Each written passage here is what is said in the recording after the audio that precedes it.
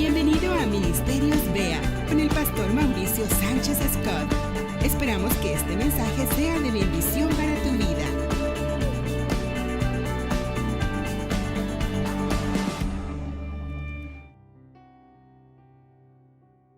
Yo quiero comenzar haciéndote una pregunta, que no quiero simplemente que sea una pregunta retórica, sino realmente deseo que reflexiones en la respuesta. ¿Cuál es para ti el propósito de reunirnos? Contéstate a ti mismo. ¿Para qué te reúnes? ¿Para qué te levantaste esta mañana? ¿Te arreglaste? ¿Te pusiste guapísimo o guapísima? Eso salta a la vista. Y llegaste aquí. Salvo que te hayan traído por la fuerza, te cabe la posibilidad. Quiero preguntarte, ¿para qué te congregas? Y de verdad no quiero que sea una pregunta retórica, de hecho te la quiero hacer. ¿Para qué has venido? Luis Ornelas, ¿para qué viniste hoy aquí? ¿Para qué te congregas?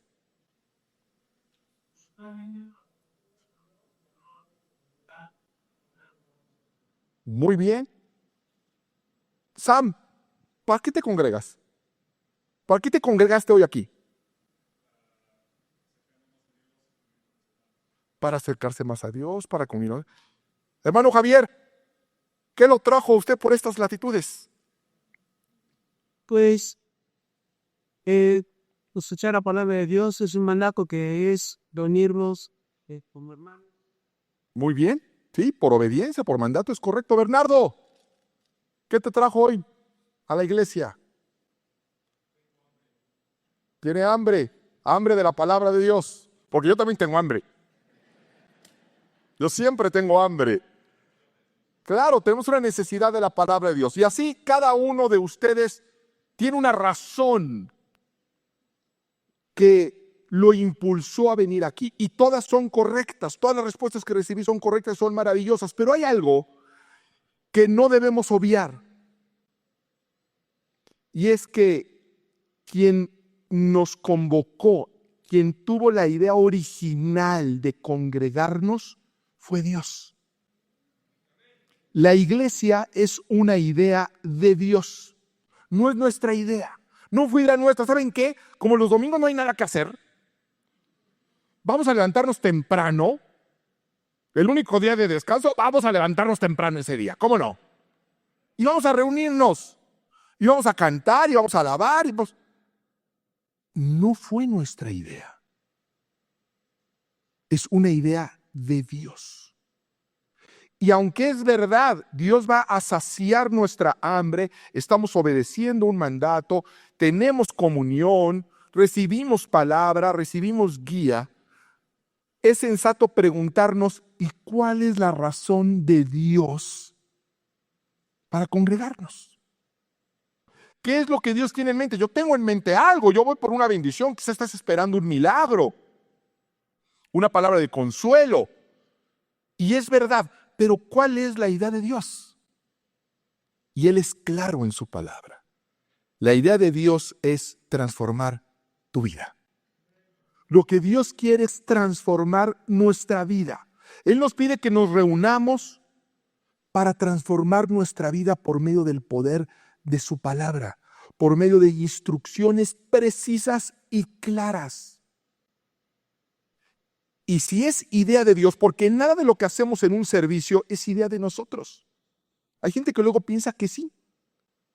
Pero Dios estableció, porque Dios es un Dios de orden. Recuerden que Dios elimina el caos con su palabra. Y Él ordenó este servicio. Por eso hay oración. El hecho que haya oración tampoco fue idea nuestra de que, a ver, ¿y ahora qué hacemos aquí en este momento? Pues vamos a orar nomás. No, la Biblia que dice, orad unos por otros para que seáis sanados. ¿Y qué vamos a hacer? Pues vamos a cantar. Total, somos muy cantadores aquí. No, es una idea de Dios. Es Dios quien dice que entramos por sus atrios con acción de gracias y con alabanzas. Por eso hay agradecimiento, por eso hay oración, por eso hay alabanza. La Escritura dice que Dios habita en medio de la alabanza de su pueblo. ¿Se dan cuenta?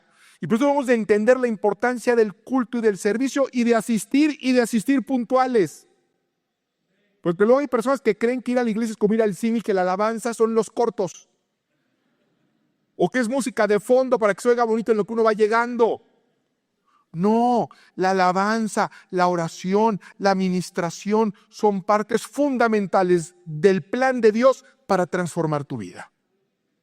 Por eso es trágico que no vengas.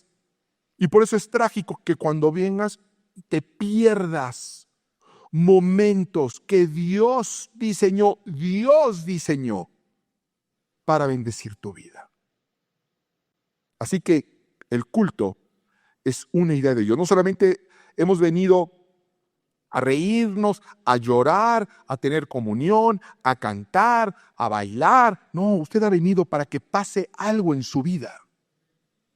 Dios quiere que pase algo en tu vida que no ha pasado. Y nos ha reunido porque Dios sabe que requerimos de cambios. O de cambios mayores, si es que ya estás teniendo cambios. Y para que eso suceda debemos de cambiar nuestra forma de actuar. Debemos de cambiar nuestra forma de elegir. Porque ha sido nuestras formas de actuar y nuestras formas de decidir lo que nos han metido en problemas.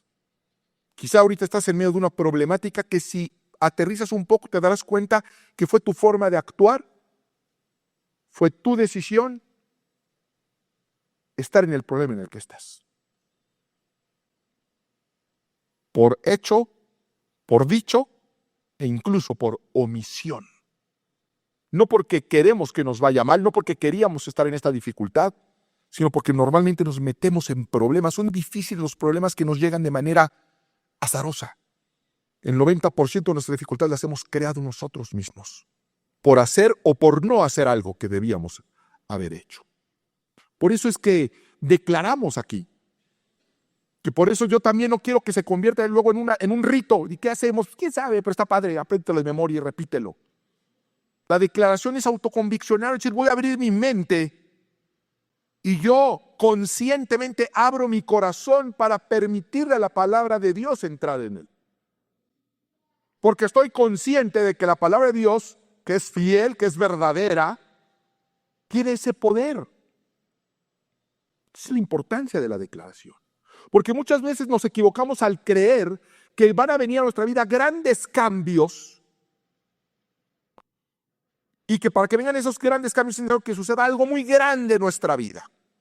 Un hito en nuestra vida, un gran milagro, y entonces nuestra vida va a cambiar.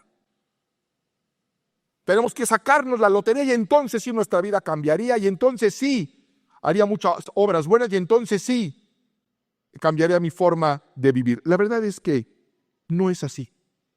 La felicidad en la vida del hombre no viene por que se presenten grandes eventos, sino la felicidad es algo que se gesta en el día a día. No, es que si yo me sacara la lotería cambiaría mi vida. Sí, está bien, también la mía. ¿Sabe las probabilidades de que eso suceda? Para los que compran billetes de lotería, ¿saben la probabilidad que hay de que usted se saque la lotería? Hablemos de la lotería del loto europeo, por ejemplo, porque tengo el dato exacto. La probabilidad de que usted le pegue al Euromillones es de 1 en 139.838.160 posibilidades. 1 en 139 millones, más de 139 millones. Son más de la población de todo el país. Todavía nos faltan 20 millones. Si todo México tuviera un boleto, puede ser que nadie se lo saque. Imagínese nada más. La posibilidad de que usted escriba un libro y se convierta en un bestseller, que lo vuelva famoso y rico, es de 1 en 147,000. Digo, no lo quiero deprimir, ¿eh?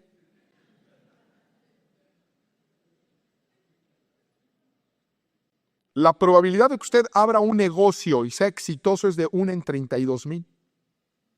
Por cada persona que pone un negocio y ese negocio prospera, 32,000 fracasan. La probabilidad de que usted tenga un hijo genio Es de 1 en 130,000. Mi mamá le pegó, por ejemplo, a eso.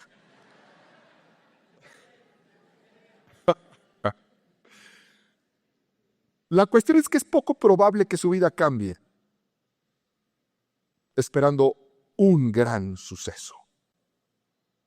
Va en contra de las probabilidades. Y Dios asegura que su vida será transformada si sigue sus preceptos. Dios, y nosotros le andamos yendo a las probabilidades. No es que si me voy a vivir, si me vengo, si me quedo, si pongo. Y no digo que no lo hagamos, ¿eh? No digo que no lo hagamos. Lo que quiero que sepas es que hay una promesa de un cambio de vida de parte de Dios. Y las probabilidades de que Dios cumpla su palabra son del 100%. Las probabilidades de que Dios gane la batalla son del 100%. Nunca ha perdido una batalla. Nunca ha incumplido una promesa. Así que sería sensato empezar a cambiar nuestra forma de pensar. Y yo quiero ahora dividir a la congregación y vamos a la escritura. Esta mitad, la mitad que está a mi derecha, va a leer conmigo en voz alta Jeremías 17:8. Y la otra mitad, que está aquí a mi izquierda, va a leer el Salmo capítulo 1, verso 3. Vamos a empezar con Jeremías, ¿sí? Quiero mostrarles algo. Jeremías 17:8. ¿Lo tenemos todos acá? ¿De este lado? Muy bien. Léanlo con voz alta. Acompáñenme. Dice así: será como un árbol plantado junto al agua, que extiende sus raíces hacia la corriente. No teme que llegue el calor y sus hojas están siempre verdes. En época de sequía no se angustia y nunca deja de dar fruto. ¿Qué a todo dar es ese árbol? Ya me cayó bien ese árbol. Qué maravilla ser un árbol y ser ese árbol. Es un árbol que dice la Escritura, no teme que llegue el calor, que es el temor quizá de todo árbol. Secarse, marchitarse a causa del calor. Dice, sus hojas están siempre verdes. En época de sequía no se angustia y nunca deja de dar fruto. ¡Qué increíble! Ahora vamos a leer el Salmo capítulo 1, verso 3. ¿Estamos listos? Dice así: será como árbol plantado junto a corrientes de aguas, que da su fruto en su tiempo y su hoja no cae, y todo lo que hace prosperará. Yo creo que el salmista estaba describiendo el mismo tipo de árbol del cual estaba hablando Jeremías.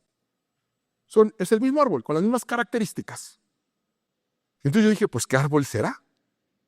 Y si leemos nos damos cuenta que realmente no está hablando de un árbol, sino está hablando de un tipo de persona, de un hijo de Dios, de una hija de Dios, que si hace ciertas cosas, dice, será como un árbol plantado junto a corrientes de agua, que extiende sus raíces hacia la corriente, que no teme si llega el calor. En época de sequía no se angustia, nunca deja de dar fruto, siempre está verde, porque ciertamente no existe ningún árbol así en la naturaleza, pero sí hay personas así. Hay personas que en cualquier temporada los vas a ver seguros. En cualquier temporada los vas a ver llenos de fe. Que aún en la crisis y en la sequía los vas a ver dando fruto y prosperando. Hay personas así. Y somos los hijos de Dios. Eso es lo que Dios quiere. Dios quiere que seas como ese árbol, si ese árbol existiera. Un árbol sin temor, un árbol sin angustia, un árbol con frutos permanentes y continuos, un árbol que su seguridad no está en la circunstancia. ¡Ay, que llueve! ¡Qué padre! No llueve, estamos secos, no pasa nada. ¿Por qué? Y ahí está el secreto. No era un árbol nada más, sino que un árbol plantado. No era un árbol a ver si se planta o no se planta, a ver si se mueve o no se mueve. Es un árbol plantado, que echó ya raíces. Pero además es un árbol plantado en el lugar correcto. Dice junto a fuentes de agua, junto a corrientes de agua, junto al agua. Es un árbol cuya nutrición, cuya fortaleza, cuyo alimento se da en lo subterráneo, se da en lo oculto. No depende del exterior. está en el interior, en la intimidad con Dios, plantado, firme en un río que siempre fluye. Y por eso nunca deja de dar fruto. Y por eso siempre prospera. Por eso la Escritura dice que el justo florecerá como la palmera, dice, plantados en la casa del Señor. ¿Está conocida esa gente que va de iglesia en iglesia, de doctrina en doctrina? Esa gente no está plantada. Se debe de uno de plantar. La característica de un hijo de Dios es que se planta y echa raíces, y eso aplica tanto en una iglesia como en un matrimonio, como en una familia. Uno se planta y echa raíces y no se mueve, y ahí es donde va a crecer. Si se conecta con la corriente de agua, si no, ahí se va a secar. Así que no es cuestión nada más de plantarnos, sino de plantarnos en un tipo de suelo fértil. Porque imaginémonos un árbol bien intencionado que se planta y echa raíces, pero echa raíces donde no hay agua, donde no hay un fluir del líquido vital. ¿Qué va a pasar con ese árbol? Aquí se puede hablar en esta iglesia, hay libertad. Se va a secar. Se va a secar y se va a morir. ¿Por qué? Porque está en tierra seca. Y la tierra que se seca, pon mucha atención a este concepto.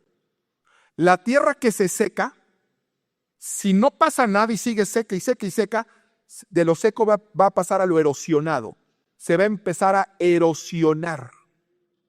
Y si sigue seca, seca, seca y seca y erosionada, y no pasa nada, se va a desertificar.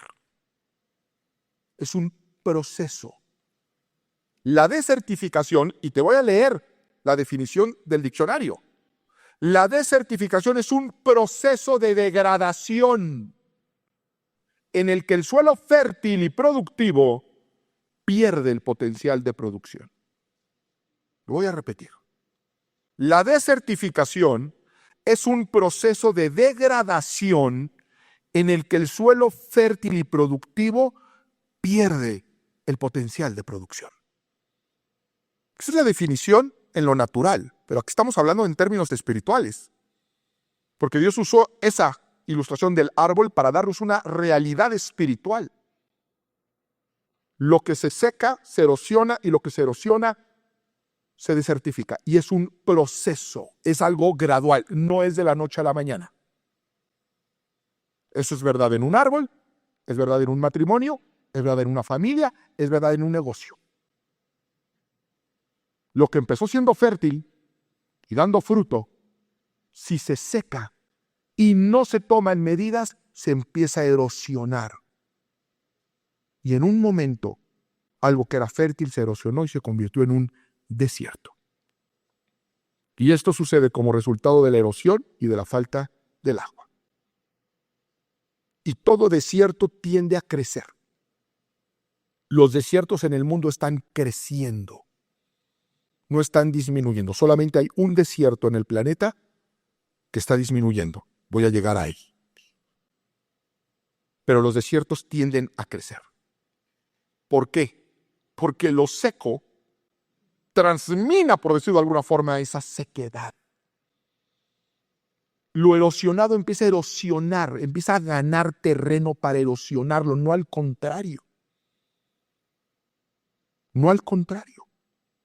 Lo que está mal y no se arregla tiende a descomponerse cada vez más, no a mejorarse solito. Por eso es que los desiertos están creciendo. Y esto es perturbador cuando aprendemos que todos los desiertos que existen hoy sobre la faz del planeta, hubo un tiempo donde fueron bosques o fueron mares.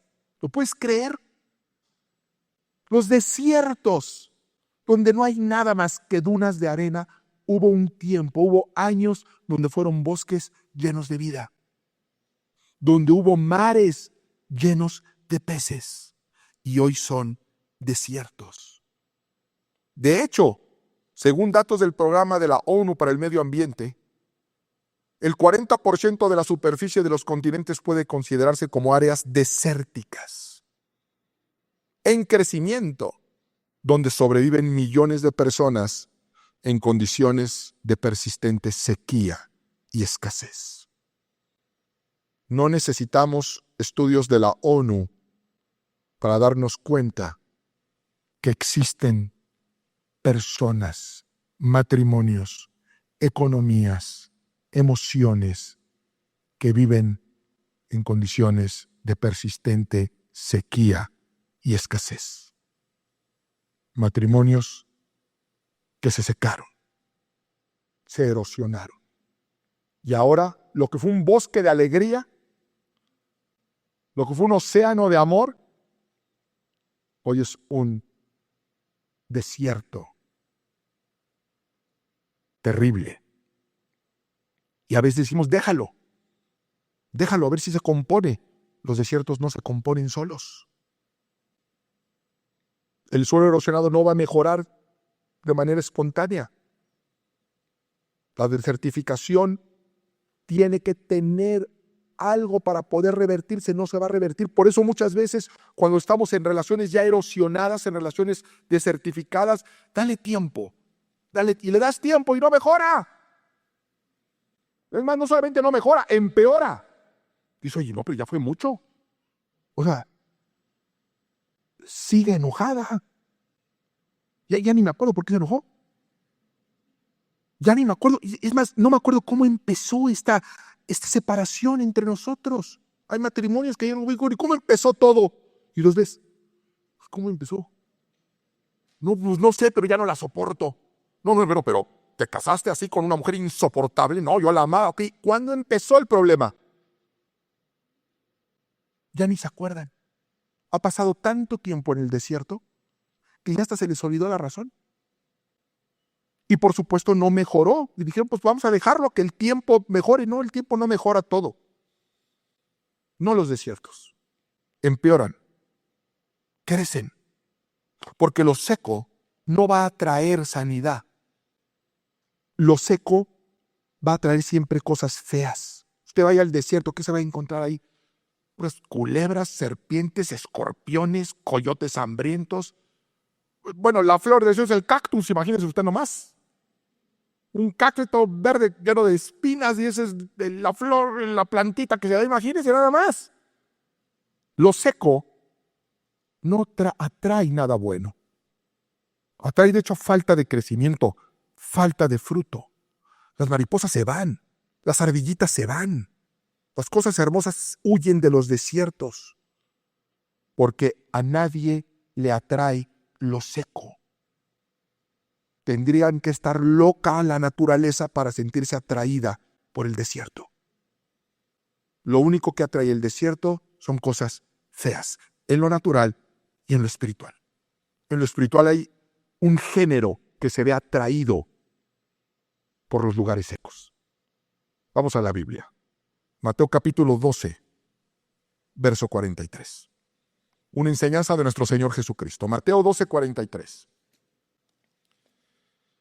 Cuando el espíritu inmundo sale del hombre, anda por lugares secos, buscando reposo, y no lo halla.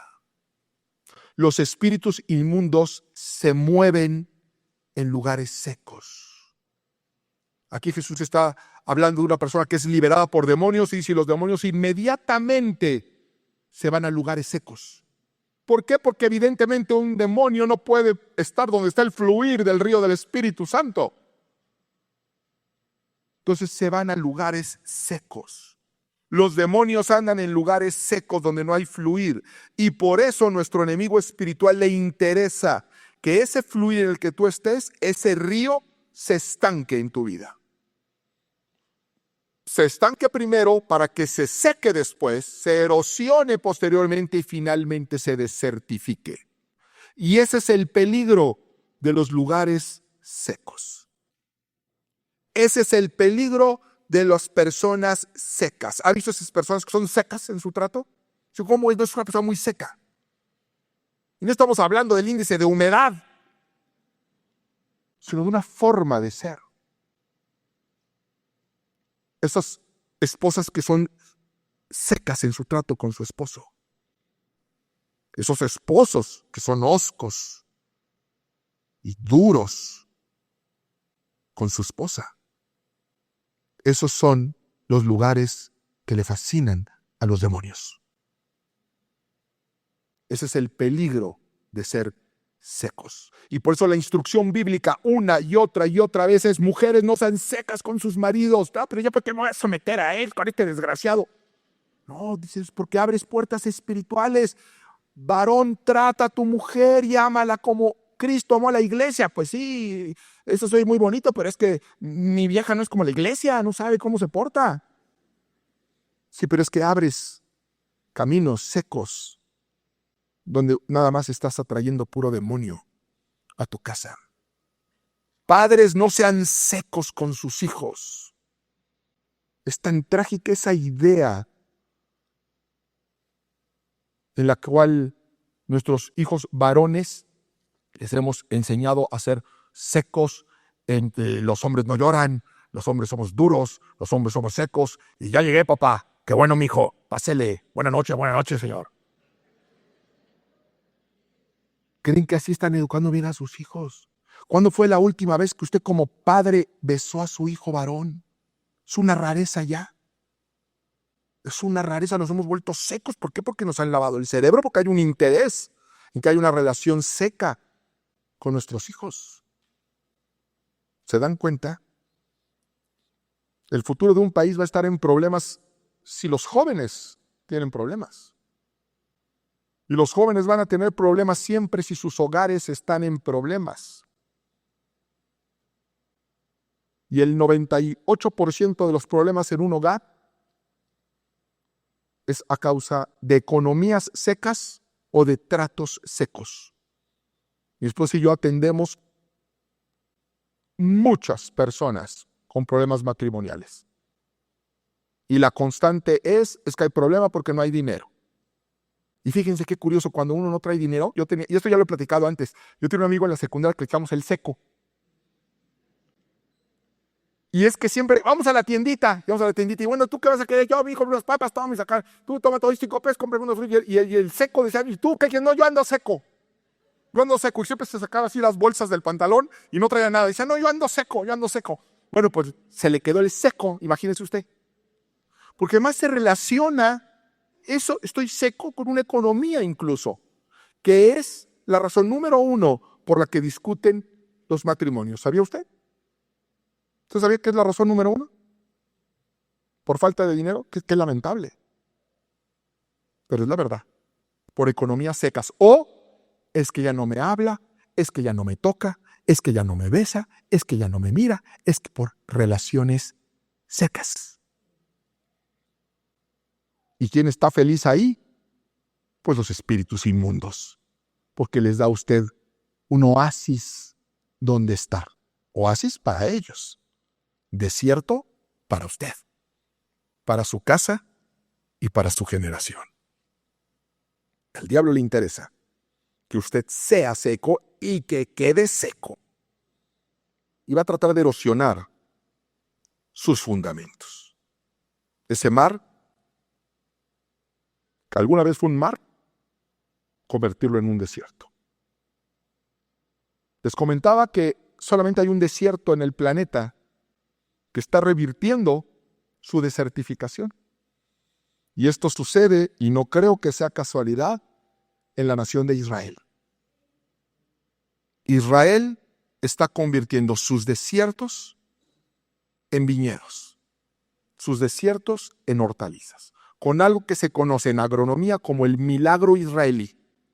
Usted váyase a internet y ponga milagro israelí, agronomía, y no le va a salir Moisés abriendo el Mar Rojo.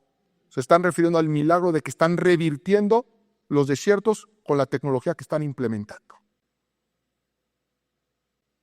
Y Dios, que ha usado a Israel como ejemplo para nosotros, para cosas buenas y para cosas malas, no es casualidad que nos esté mostrando en la tierra que Jesús pisó que los desiertos se pueden revertir. Que además no es algo nuevo bíblico.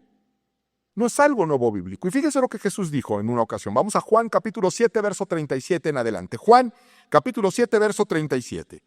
En medio del día más solemne dentro de una celebración, que era la fiesta de los tabernáculos, Jesús va a ir al templo y se va a poner de pie y vamos a ver qué va a hacer. Juan capítulo 7, verso 37 en adelante. Dice, en el último y gran día de la fiesta, Jesús se puso en pie y alzó la voz. Así lo traducen muchas escrituras, como alzó la voz.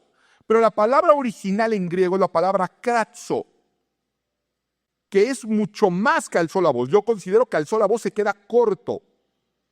Quizá una mejor traducción sería y gritó a gran voz, o levantó la voz fuertemente, o exclamó en gran manera, porque esa misma palabra kratzo es la misma que se usa en Marcos 1, cuando Jesús expulsa a un demonio en gran voz y dice, y kratzo, levantó en gran voz. O sea, no solamente se paró y dijo, porque luego nosotros tenemos la imagen de ese Jesús que nos han vendido en la televisión, de Enrique Rambal, que se para y dice, hermanos,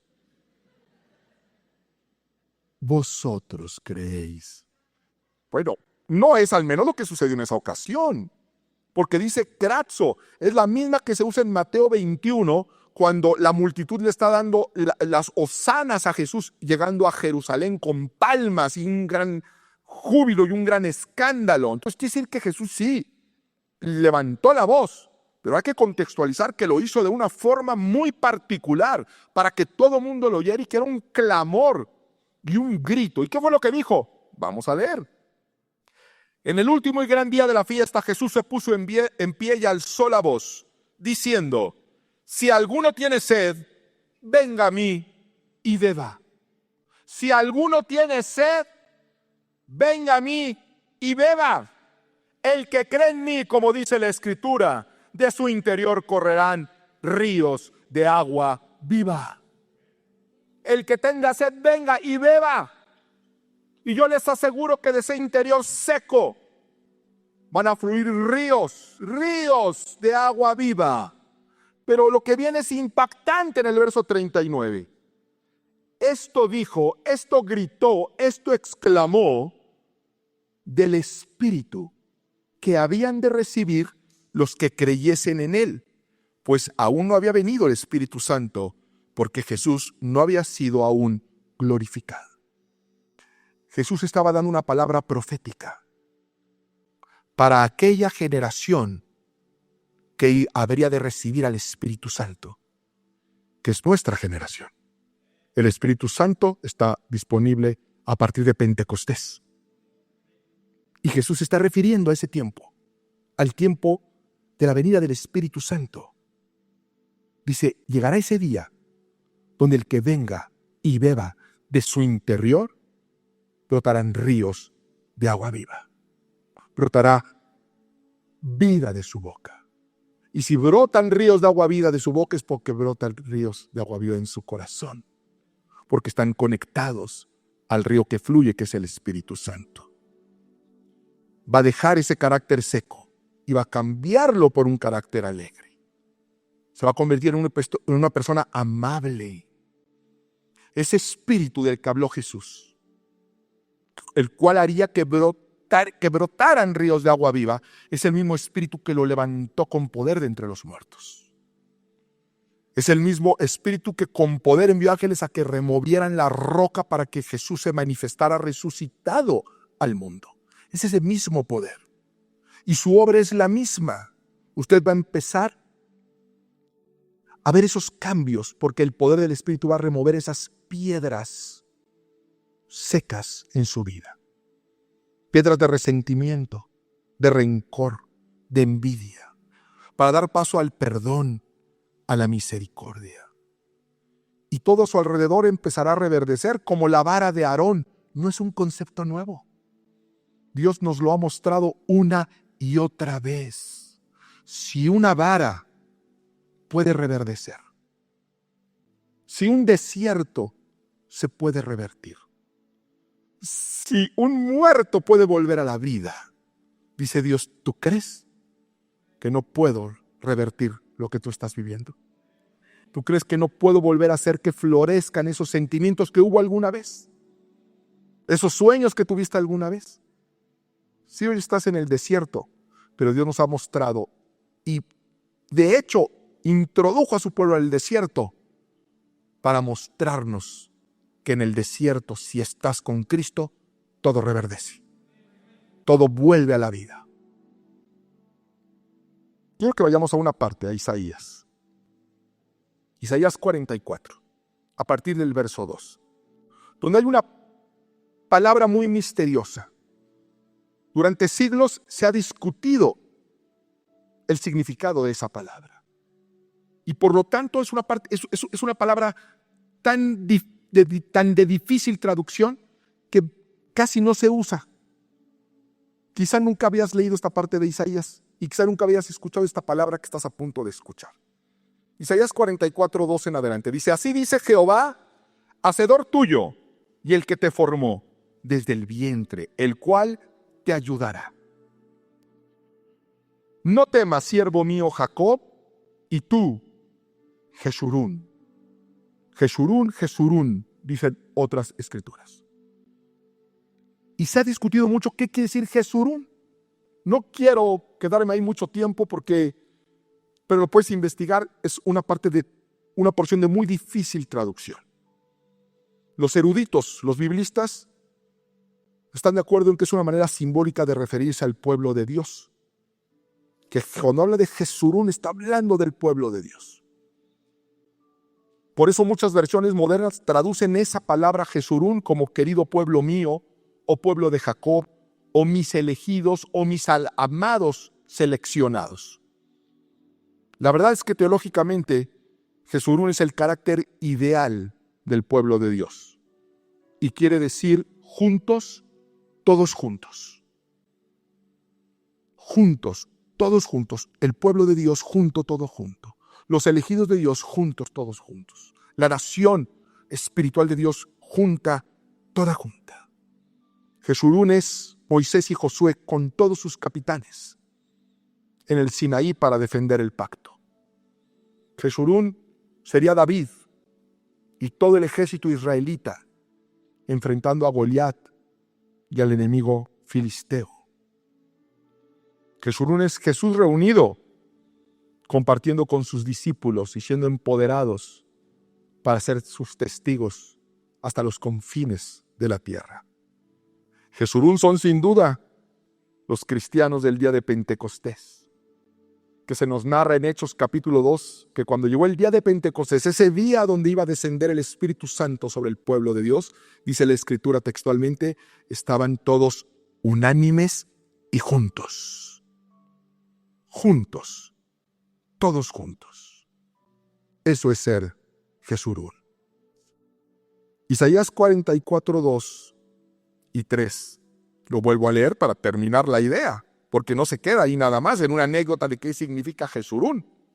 Así dice Jehová, hacedor tuyo y el que te formó desde el vientre, el cual te ayudará. No temas, siervo mío Jacob, y tú, Jeshurún, pueblo mío, pueblo amado, pueblo escogido, pero juntos, todos juntos, a quien yo elegí. Porque yo derramaré agua sobre el sequedal y ríos sobre la tierra árida. Mi espíritu derramaré sobre tu generación y mi bendición será sobre tus renuevos. Dios nos ha reunido hoy aquí a todos nosotros para que estemos juntos, todos juntos, para derramar agua sobre el sequedal, ríos sobre la tierra árida, su espíritu sobre nuestra generación y su bendición sobre nuestros renuevos. Hoy debe ser un día de renuevo. Dios quiere bendecir tus renuevos y para bendecir tus renuevos debes renovar tu entendimiento. Debes renovar tu fe. Debes renovar tus pactos. Recuerda el pacto que hiciste hace muchos años y renuévalo. Renueva tu forma de pensar. Recuerda cómo llegaste a Cristo. Recuerda la fe con la que abrazaste el Evangelio. Recuerda la determinación con la que llegaste al altar. Recuerda lo que te propusiste cuando recibiste a tu primer hijo en tus manos. Recuerda las promesas que le hiciste a Dios cuando te sacó de ese agujero en el que nos encontrábamos. Y renueva tu fe. Dios va a bendecir tus renuevos. Quiero culminar con Isaías también, para no movernos, no necesitamos ir de un lado a otro. Ahí mismo, Isaías 43, a partir del verso 19. Es Dios hablándonos, Es Dios prometiéndonos. He aquí que yo hago cosa nueva, dice el Señor. He aquí que yo hago cosa nueva, pronto saldrá la luz. ¿Acaso no la ves? ¿Acaso no la conoces? Otra vez abriré camino en el desierto y ríos en la soledad. Las fieras del campo me honrarán, los chacales y los pollos del avestruz, porque daré aguas en el desierto, ríos en la soledad, para que beba mi pueblo, mi escogido. Este pueblo he creado para mí, mis alabanzas publicará. Dios nos reúne para transformarnos, para que publiques sus alabanzas, para que hables de su gloria, para que hables de su poder. Para eso Dios nos ha reunido, y para que nosotros hablemos de su gloria, hablemos de su poder, hablemos de su restauración, es porque vamos a vivir esa restauración. Es porque vamos a ver su poder sobre nuestra vida. Otra forma de que estaríamos hablando, vamos a ser testigos de que Él hace llover sobre los desiertos y que convierte desiertos en bosques, lugares áridos en mares llenos de vida, que lo que se perdió alguna vez se puede volver a recuperar si nos conectamos con la fuente de agua viva. Dice, las fieras del campo me honrarán, los chacales. Quizá usted ha sido una fiera. Quizá ha sido una fiera. Quizá si le preguntamos a sus hijos, dice, mi papá es una fiera.